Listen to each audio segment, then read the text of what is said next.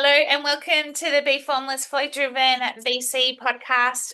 Today I am here welcoming Colin Webster all the way from, I shouldn't say all the way, but I seem to, all the way from Toronto in Canada. Colin? Thanks for inviting me. It's great to be here. Yeah, no, thank you. I always say all the way because obviously I'm here in Australia, but Australia is so far away from everywhere else, so it shouldn't sound like that. But it's Thursday in Toronto, Friday morning here, so good end to the week. Pretty thrilled to talk to you, Colin. Having some great conversations in the VC space and talking to a lot of diverse leaders, founders, and you're a Toronto-based investor, operator, and systems thinker.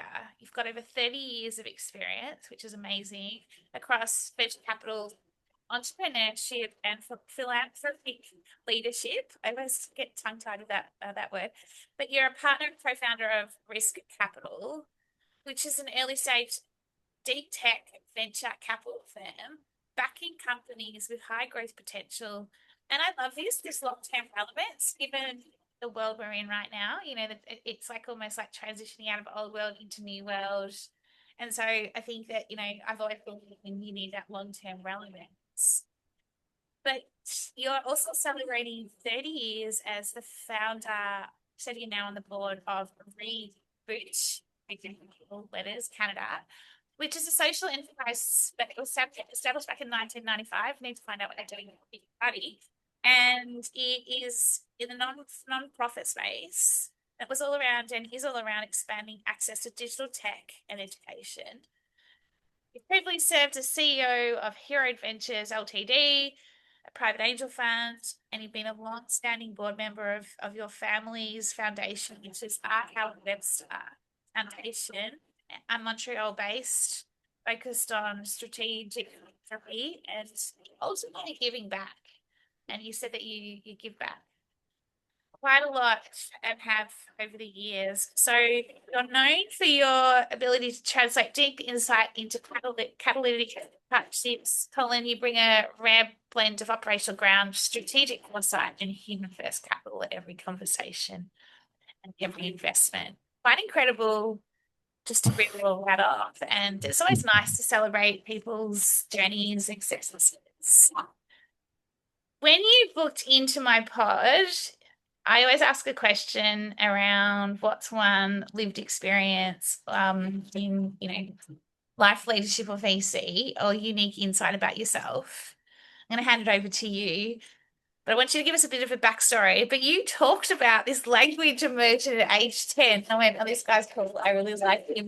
He sounds like super intriguing. I'm super curious. So tell us everything. Tell us how you started language immersion at age 10 and then how you got into VC and all your successes and potential. All right, to age 10, yeah, I guess. No, I didn't, wasn't me at age 10. I mean, my family, my dad decided to move his family to another culture, another language, and immerse us in that language early on. He sent my older brother to Japan earlier to live with a friend's family because he thought Japan was the future at the time.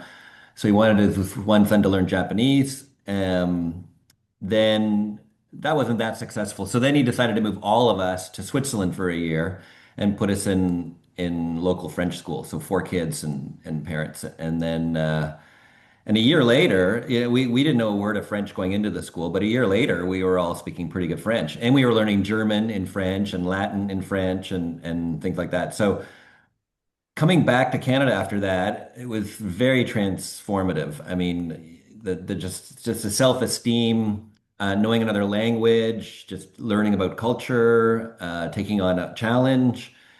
It was just a really great experience. So I continued to learn German, and I because I'd learned a bit of it already, and I continued. So I really like languages, I guess. So I continued to learn it, and eventually I organized my life around bringing my kids over to Spain for 2 years Oh, and wow. getting them to learn Spanish and because it was such a great experience for me, I just organized myself to make sure that I did that for my kids as well. Cool. So how many languages can you actually speak fluently? I mean, right now, I mean, I learned my French is probably my best because I learned it at 10 and I never kind of lost it. But I did speak pretty good German, and then I lived in Antwerp for 3 years. It's a Dutch area, so I learned Dutch, and then lived in Spain for a couple of years, and I go back to Spain regularly. So my Spanish is not too bad either. So This is like five or so. Wow, that's pretty incredible. That's cool. I love it. yeah, well, I mean, for Europeans, it's not that that's not that impressive, but for non-Europeans, pretty good, I think. Yeah. Well, yeah, given I'm so embarrassed, like, I don't really speak any fluent language, other language. I should, but like, but when I go overseas, I always give it, give it a good red hot go. So I Yeah, will. yeah. It's always good to just immerse yourself and just start speaking, and who cares if it doesn't work out? Yeah, yeah, yeah, yeah. And so then did this kind of get like having all this experience in terms of language immersion, cultural experiences, then how did you then what was your guide into getting into VC and where you are now? Yeah, I mean, I think entrepreneurship and VC, I think it's for a lot of people, I think it's in your blood. I remember, so I was living in England actually when I moved to England by myself to study when I was 16. So 16, 17, 18, living in London. And the first thing I did was try to order a pizza because that was a thing that I would do in Toronto when I was hungry and there was no one making food for me. I would order a pizza, and there was no ordered delivery pizza in London, England. And so I was like, oh my God, I got it. So after a couple of years of high school, I said, I'm not going to do university. I'm going to start a pizza company in London. So I went back to Toronto and wrote the business plan, worked for a pizza company, and got some investors to come up. And then it was a question of either I do that or I go to university one summer, and ended up choosing university over starting my pizza company. But I was fully all in, ready to, at I guess 18 or nine, no, probably 19, to just start a business. So that was clearly in my blood. And then after that, I went to university. After that, I started 5 businesses after that. So it's something that you either have or you don't. I mean, if you want to do it or you don't want to do it. Yeah, and did you even have any idea on how to put a business plan together? Like, did you do any research, or were you just like, I'm just going to figure it out as I go? Like, was it more that iterating? Like I'm always intrigued about this. I mean, when I was at that age, I was like, well, I had my idea, so I just wrote my idea down. And I was really fortunate. My dad was an investor, and he introduced me to a couple of his food friends, food money, I mean, I don't know, food friends. And then I sat down with them, and they took me through the financials a little bit. So that was super helpful.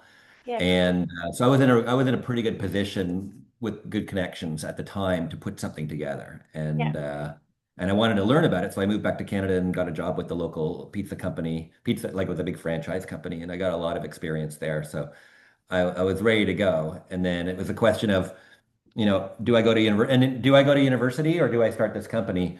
And the thing was, going to university at 19 is probably, that window closes kind of if you're not the same age as everybody else. Starting a company window never really closes. You can always start a company. So I chose at the time to university, but probably should have started the pizza company. yeah. Did you ever start a pizza company in the end, or was it just what like one of your ideas that you then, yeah. You, I believe in these like psychic echoes in life, and just by total coincidence, 30 years later, 30, 40 years later, I got an email from a friend of mine who started a pizza company in Barcelona and he's looking for investors. So I invested.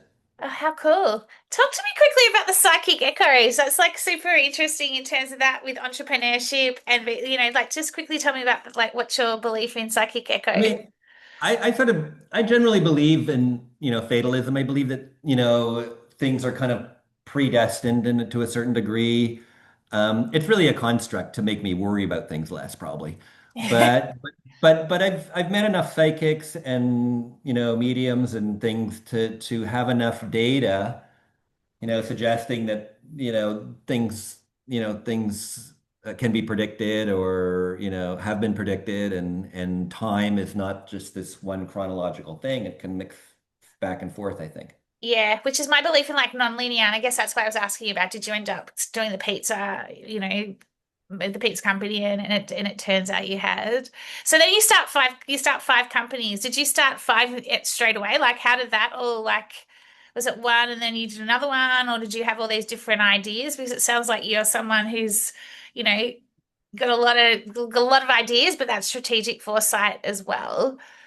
I mean, That's if I've got nothing to do, I'll start a company. Like that's just what I how my brain works. Like if I'm just sitting around and there's I've got a break. Like when I went to Spain, the first thing I thought about when I was there with my family is what am I going to import back from Spain? What is a cool thing in Spain that we don't really do well in Canada, and what can I bring back and share with my friends? And so I ended up starting a olive oil company. So I started importing olive oil back from Spain.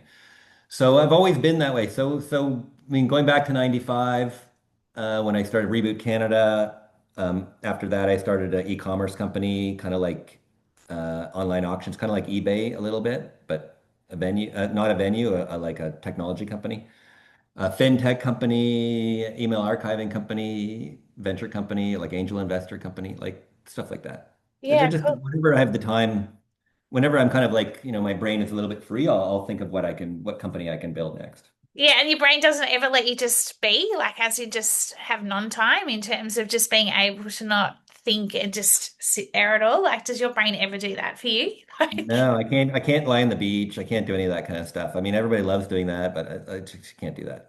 it must be like I feel like it might be a little bit of a VC, entrepreneurial thing, right? Because, I was just telling you about the guy I spoke to the other week as well, and he was saying the same thing. Like he's just like he can't even sit still on a beach or go on a holiday sort of thing. And the minute he's there, he's just thinking and he's wanting to do something. I Yeah. always think about it like idle hands, like when you've got idle hands, it's probably when you're the most like you just constantly it's almost like you're like this. You can't sit still because you're thinking, oh, what can I do next? And a lot of people think it's that you're not able to relax and that you're not able just to chill out. But I don't know, because I'm quite similar, but there's absolutely times when I'm chilling, but my brain's always got something like this picture here. She's got like 10 or 20 hands. That's what Yeah, yeah. my brain's doing, but it doesn't mean I'm not relaxing or chilling. It's just that there's just this something in me that is, it's like what do we have like that long term? I'm always kind of like, oh, like yeah, it's kind of interesting in this, isn't Yeah, it? it's a long term. I think there's ADD, right, which is more short term. This is kind of like a long term ADD where, yeah, it's like putting something down now that it's going to come up and, have some fruition in 20 years, for example. Yeah. Yeah, it's like those planting of those seeds. Like you planted those seeds with that pizza Yeah. company so many years ago, and then yet the pizza company's come about now. What do you? So now you're in risk capital, right? So you have Reboot Canada. So how long have you been with co-founder at Risk Capital?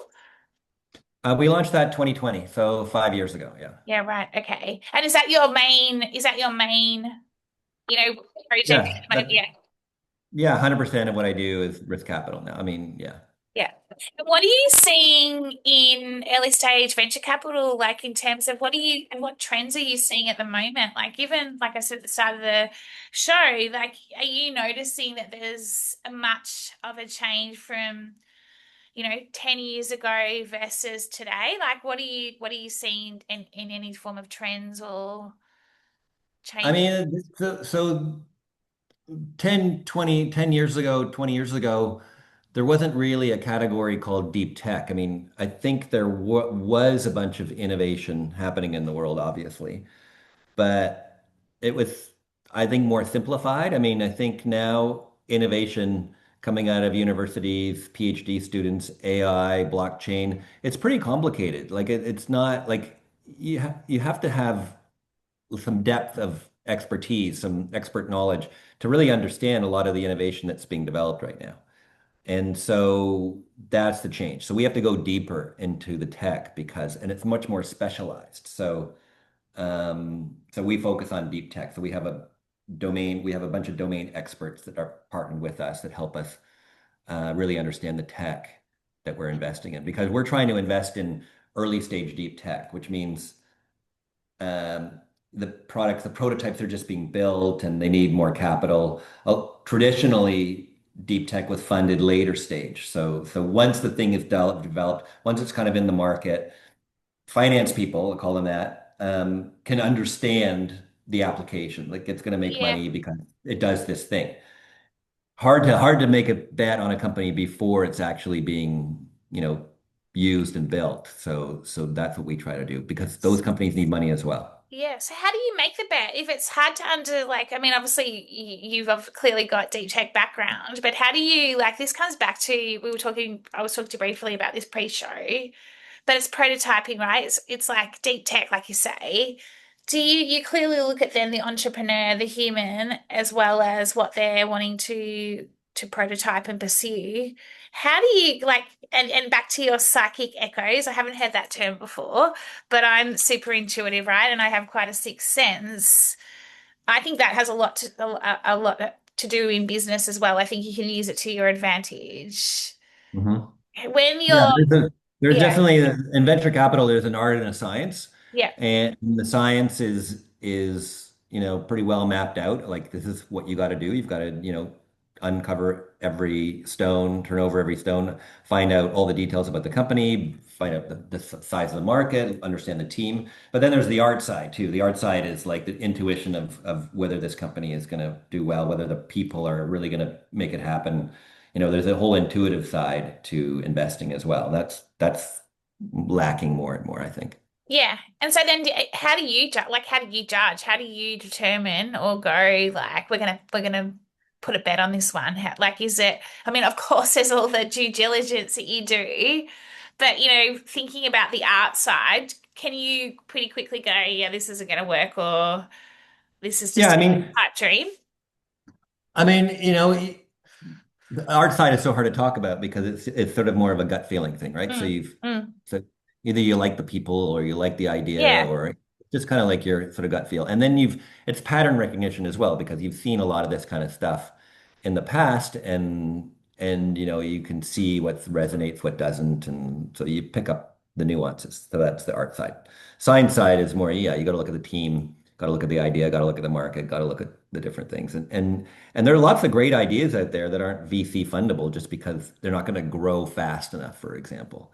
Like a lot of great companies take 20 years to build or 20 years to sell. Like some of the best companies in the world take that long to get to fruit.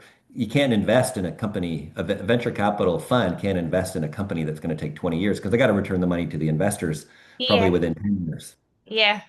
Do you think that's a challenge? Like, do you think that's a challenge as we move, like, as we're kind of in this revolution that we're in right now, like in terms of just the rapidness of the change that we've got going on? Or do you think VC will always be like that? Like, in terms of you can't wait that long because there needs to be that return to investors? Like, do you I think, mean, deep tech has a challenge of time because you've got to build all the prototypes and you got to get it to market.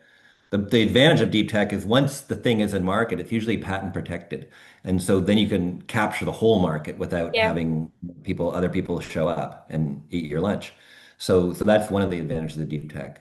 Um, yeah. One of the yes. disadvantages is that founders are usually so sciencey that it's hard to get them out of the lab and into the entrepreneurship or building a company philosophy, that's a difficult one. Yeah, I interviewed a girl the other day, actually, a woman, I should say, and she's a researcher. She's a science researcher, and then her partner, they wanted to prototype this. It's basically solving a medicine problem or medical problem, I should say. And she was talking to me about how she had then joined an incubator. So to get the business acumen, and it was like this it was a medical incubator. And I was like, fascinating. I hadn't heard of that before because I was Yeah, thinking, I was at one. I was at one this morning. There's a handful of them in Toronto and across Canada, and we go to see them and meet them. And there's usually like 20 companies in there trying to learn, and then we get brought in as potential investors in the early stage. yeah, I think it's cool because she was saying to me that the disconnect is that she's like the researcher, science backed, but then the disconnect on how do you commercialize it? And I was like, oh yeah, that's super fascinating. I hadn't thought about the commercialization when you've got this brain and how do you bring the two Yeah. together? The challenge is not so much that. The challenge is you get an entrepreneur, you get a sort of a researcher type of person like the woman you're talking about, and they come to people like us saying, "Hey, we need to raise the money because we want to commercialize." And we bet on them. And because they've told us they want to build a company, let's like they've come to us saying we want to build a company, we want to commercialize. But then when actually you get 6 months later, a year later, they're not leaving the lab. Like they're still tinkering in the lab. Like, have you done your accounting? No. Have you talked to customers? No. I've still got to perfect this thing in the lab. And it was like, no, you don't. We gotta sell vaporware and you've got to get out of the lab and you got to build your business. And that's a struggle that we find. Like these lab people like to be in the lab. Yeah, yeah, it's interesting, isn't it? Like, yeah, just listening to you, like it's interesting in terms of just the way you get out there and do this and do that. Do you, from a form of leadership, do you have to be, do you think there's a style of leadership in VC that is more, I want to say hard-assed, but I don't in terms of like, do you know what I mean? Is there like, what sort of leader, like in terms of what you're doing and having the, I guess, the ability to go get out, do this, but you're not doing it in a way that you're being an ass, if you like, but it's more just, yeah, like that's, I always think about, from a VC perspective that, I guess the question I'm asking is, do you think there's a perception of VC that they are hard asses and they'll whip you, like, do you know what I mean? Like, or do you think Oh. that's just, yeah, No, I think that no, that's true. The typical VC has usually got a science background. I came at it from I wanted to start companies. I mm, wanted to invest my own money. yeah, And then I wanted to invest other people's money. So I wanted to make sure that I knew what I was investing in because I started my own companies. I wanted to make sure that I could actually invest my own money and not lose it before I decided to, invest other people's money. So that's the path I took. Most VCs just are, they go to business school and they apply for an analyst job at a VC firm and then they're good at modeling and they don't really understand building a company and they don't really understand investing their own money, like the risk themselves. But they get into the job over time and they lose money for the firm for a little bit because it's expensive. But eventually they figure it out.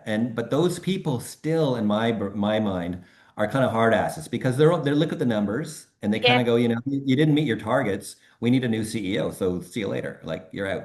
And it's kind of like, that's that's the hard ass part. For me, I build a bunch of companies, so I'm way more sympathetic. But my partner's a finance background guy. That's why we work really well together.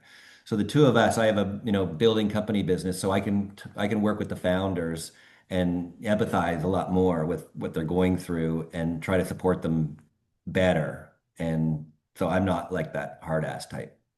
Yeah. It's interesting. That does feel like, I won't say a trend, but it is that VC, pure VC versus VC entrepreneur. And yeah, I've had that conversation quite a bit. And as an entrepreneur, it is bloody tough some days. Like some days you're just like, oh my gosh, do I just pack it all in or do I keep going? And Sure. you need that support around you. But I also think at times you need that get on with it. Just like, why are you stalling? What are you doing? Like you need that person to be like, just move forward, like action orientated. But at times it's also you need that empathy of this is really tough. Like this is not an Yeah, yeah. easy, especially when you're All my companies I've had co-founders. So I've never done really solo companies because what I want to have someone with me who's going to be supportive or I can be supportive or whatever because those are hard, could be hard times. yeah, what's your view on that out of interest? Like solo versus have like No, a I would only start a company with someone else. I mean, my olive oil company was by myself, but that's like a hobby business. But like a real company, I would always have someone else with kind of the skill set that I'm lacking, for example, like, complementary skill set and at least get two people and and then you enjoy it more too. Yeah, yeah, it's so true, isn't it? Like the enjoyment. There's times when you're just not enjoying it and you're just slogging away at it. What sort of Yeah. advice do you give, or what advice do you even give to your kids if they're looking to, to start their own company? I mean, I remember at the dinner table, like I would come back from a conference and talk about all the cool ideas that I saw that day, and they were intrigued. But one thing that kept coming back was, they would say, "What about that idea? That sounds pretty good." And I'd say, "Well, there's lots of great ideas out there, but they're not necessarily good businesses. People think it's a great idea, therefore it'll be a great business." And that's not the case. There's lots of great ideas out there that aren't great businesses. And so that's the sort of the advice I give to my kids. Like, don't think small. I remember there was a company that was building something. It was like a piece of wood that was for scuba divers and it was going to save lives. It was a little piece of wood that would float. So it had to do with float. I don't know. It was something. And I was like, you're going to sell the thing for $1. How many scuba divers are there? Okay, so maybe you're going to sell to 5,000 scuba divers. So that's $5,000 revenue. That's your company. And then you don't need to sell a second one because the one work saves lives for everybody. So it's like, yeah, great idea. Save some lives. It's save like 100 scuba divers a year, but no business, the bad business. Forget the Yeah, it's no business. return. It's not really. Well, it's not. Yeah, it's not much return. And then what do And you I see that, see? and I see that. I was at at this conference a couple days ago as well, and there was a few people. I was trying to say, like, it's a good idea, but it's not a good business. And good ideas are fine, and building good ideas are fine, and stuff like that. But if you want to build a good business and make some money, that's a different story. What about in terms of just on that actually, it's just a thought that just popped into my head. Quite often you might have an idea, but you haven't like it hasn't landed the way, you can't articulate it, but in your head, or you've got this idea or you've got this North Star, and it takes time to form and come together. Like, what do you look for? Like, if someone comes to you and goes, I've got this idea, but I'm not sure where it's going to go yet. And, but they seem super business savvy. Like, do you need to know what the full idea is? I guess probably not because you're in deep tech and we were just talking about the prototyping, but just in general, like, I was quite often you hear people, they're just like, what's the idea though? Like, and unless I know what the idea is, like, you've got nothing sort of thing. But sometimes I think it comes back to the seed, right? Where it might be the tiniest little seed that is taking time to kind of blossom and come to life, if you like. Yeah. Yeah. What's your I view on mean, that?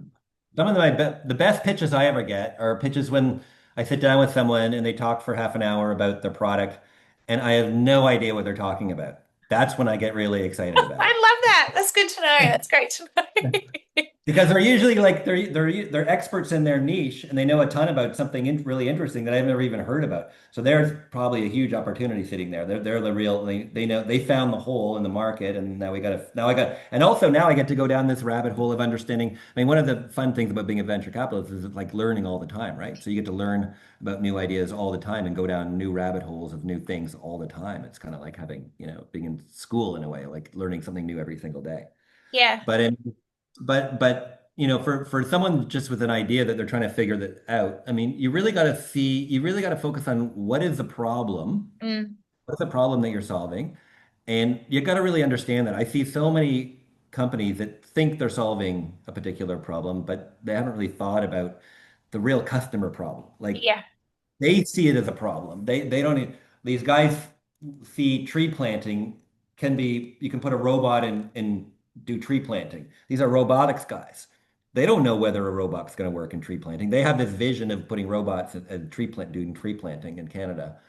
But I mean, it didn't feel like they really understood the problem. Like, is there a problem with tree planting that can be solved with robots and stuff like Mm, that? So really understanding the problem, really understanding the customer problem, really understanding will the customer pay for that solution and why, and understanding why.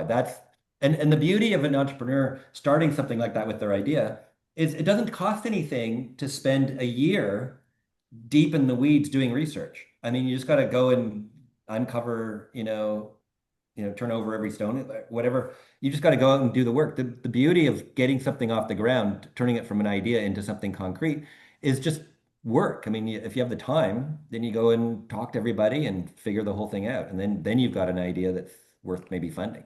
yeah, I agree. And the problem's never the problem. I don't know about you, what your thought is on this, but the problem is never the problem. Like, even, you think you know what the customer's problem is. But Yeah. like you say, it's going in, it's going deep. It's going deep and understanding human psyche. Talk to me about this. Like, I always, whenever, I get a brief or, you hear about the surface problem, I was like, no, actually, there's more to this. And so it's Mhm. that critical thinking, it's that ability to, you know, solution find, not just, we're so quick to go problem solve it, and yet we've completely missed the beat in actually, well, what is it we're trying to solve here? So I call it solution finding because I'm like, well, we need to go finding it. Let's go find it versus just Yeah. going from immediately to that solve. It's hard. It's often hard to get in contact with the people who have the problem. Like deep in these companies, there's a person with a particular problem that he needs solved, and he doesn't know if there's no solution out there, and it's hard for you to get to that person. So some of the best companies I've seen have come up with a solution. They go into the company and they get meetings. So it's a good idea that they have, but they go into the meetings, and the meetings, they can maybe get a couple of customers, but then most customers are like, no, it's not going to work for us because for whatever reason, it's not hitting. But I make sure that the entrepreneurs go and ask the question, well, what would work? Like, what are your other problems? And then once they find about 6 or 7 companies that have the same particular problem, they're all siloed. They don't even know that they all have the same problem. Then you pivot into that and you build a good company because you've got to the right people with the actual problem, and it's the same problem across a bunch of companies. And then that's how you build a great company. Yeah, I love that. I love that whole analogy and just what you've just been talking about. How do you like, in terms, I've got a couple more questions for you. Do you ever just stop? Like, do you ever, what do you do to actually, chill? Like, what's your kind of switching off sort of thing? Like, I know you probably always got ideas. We were talking about this before, but, Yeah. burnout is real, like that kind of hustle, like working 24/7. Yeah. What has been your secret in order Well, to I be mean, I feel able like to, yeah. yeah. So my philosophy in general is to take like a year off or 2 years off or 6 months off, as opposed to like lots of little once a year breaks kind of thing. So I would I took my family to Spain for 2 years. That was, more or less, I was just not working. So I had, I was working on projects, but not for a company. I remember I took a 6 months off when my daughter was born. Like I like to take these long breaks Mm. rather than little holidays and things like that. But I do a lot of cycling. For cycling is my sport. So I now go to Barcelona every year for 2 months, I and love so I work from Barcelona. there. Yeah, so I work from there. That's where we live. So I know a lot of people there, and so I'll just sort of set up shop there and work Eastern time in Barcelona. And my daughter comes down from London, and she's also a remote worker, so she hangs out with me for a little bit, and then yeah, I mean, and a month ago, me and a bunch of guys did a 14-day hike in Corsica. Oh, We how found cool. we found the hardest hike in Europe, and we packed our stuff and walked 14 days over the mountains of Corsica. It was pretty intense, but Yeah, I've been that's to a good Corsica. story. I've got the craziest story I have to tell you too after the show. Oh my God, I've driven right through those mountains from one end of Corsica to the other. But anyway, that's another story. Drove what? There's no I, road or I anything. was well, no, I was in a taxi, whatever road it was, but I and Okay, stupidly. yeah, there's a road that goes across on this diagonal through Visivona, yeah. Anyway, that's another story in itself. Last question for you, conscious of your time. What would be one piece of advice you would give anyone now who was looking to start a company with with a tech lens over it in terms of, AI is here, it's not going anywhere. Like, what would be one piece of advice you would give Yeah, I someone? mean, I like the AI space. There's a lot of people that go into AI with cool ideas that are going to end up going to zero. You know what I mean? Like in terms of there'll be competitors. Like if there's no barriers to entry, someone else like if you try to invent a chat GPT a number of years ago, could have done it, but then now you can't make any money because chat GPT is doing it or more or less for free or something. So everything, all that generative AI stuff goes to zero, I think. And a lot of it will, but there are lots of niches of AI that you can build a company around, and that's what you should think about. I think that's what I would do if I was a young kid right now. I would really understand AI as much as I could and build something that could be protected somehow, a barrier to Yeah. entry, data set. So far, I've seen it around data sets. So we've invested in a company that has a really good data set on tissue slides. So tissue banks and pathology slides, and they built really good algorithms to pick out biomarkers and cancer and stuff like that. So that's kind of a nice barrier. Yeah, health tech sounds, it feels like it's just going to be revolutionary, doesn't it? Like in terms of what it's going to talk about solving problems, what it's going to solve in time. Colin, Thanks. thank you so much for coming on. I've had a great chat with you. Where can we Great. find out more about you? Where can we get more advice from you? Understand more about you and your business? Where's the best place? Yeah, yeah. My email, Colin at Risc.capital. So Colin, Colin at Risc.capital. Thank you. Well, you enjoy you're coming to the end of your summer. You've got a little bit to go. We're coming out of our winter into summer, but I was going to say go enjoy that summer evening. I love the summer bars in Canada. It's the best. Like it's just such Yeah. a great place. But thank you. Yeah, it's great. Thank you. Okay.